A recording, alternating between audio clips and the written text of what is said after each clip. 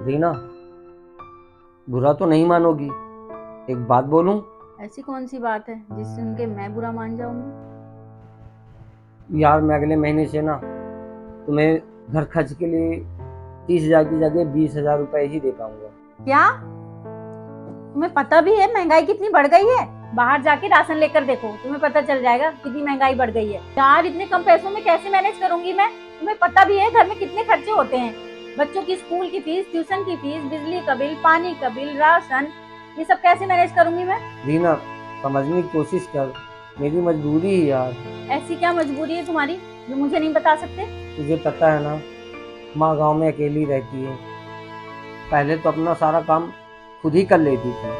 अब वो बूढ़ी हो गई है, चल भी नहीं पा रही। तो मैंने सोचा उनकी देखभाल के लिए एक मेड लगा दूं।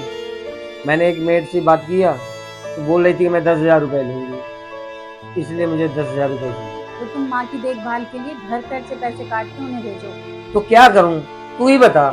वो माँ है, मेरी जिम्मेदारी है। रीना, तुझे तो पता है ना मेरी सैलरी कितनी है। घर की ईएमआई कम कर नहीं सकता, पेट्रोल खर्चा कम कर नहीं सकता। रीना, तुझे तो पता है मेरे से जितना हो सकता है उतनी कोशिश करता हूँ कि दो पैसे बच सके। इसलिए मैं कभी बाहर खाना भी नहीं खाता, हरदम घर में आगे ही खाना खाता हूँ। लेकिन तब भी कुछ नहीं हो पा रहा, इसलिए हमें घर खर्च के पैसों में ही मैनेज करना पड़ेगा। तो तुम्हें माँ की देखभाल करने के लिए किसी और को पैसे देने की क्या जरूरत है? कोई और क्यों करेगा उनकी सेवा? मैं कुछ समझा नहीं। क्या नहीं समझे तुम? वो तुम्हारी माँ है तो मेरी भी तो सासू माँ है, हमारे बच्चों की दादी हैं। उनकी देखभाल करना हमारा फर्ज बनता है। कोई और क्यों करेगा उनकी देखभाल? यार रीना, मुझे लगा अगर मैं तुमसे बोलूंगा तो तुम कहोगी मैं तुम्हारे बच्चों को संभालूं या तुम्हारी माँ को संभालूं। वैसे भी हम दो कमरों के फ्लैट में रह रहे हैं। एक में बच्चे सोते हैं, एक कमरे में हम दोनों सोते हैं। तो माँ आएंगी तो कहाँ पर रहेंगी? कैसी बातें करते हो तुम? माँ जी बच्चों के साथ सो जाएंगी और हमारा क्या, हम तो कहीं भी एडजस्ट कर लेंगे। रीना, तुम्हें कोई प्रसन्न नहीं है। वैसे माँ शुरू से गांव में थी, तो उनका गांव में ही मन लगता है।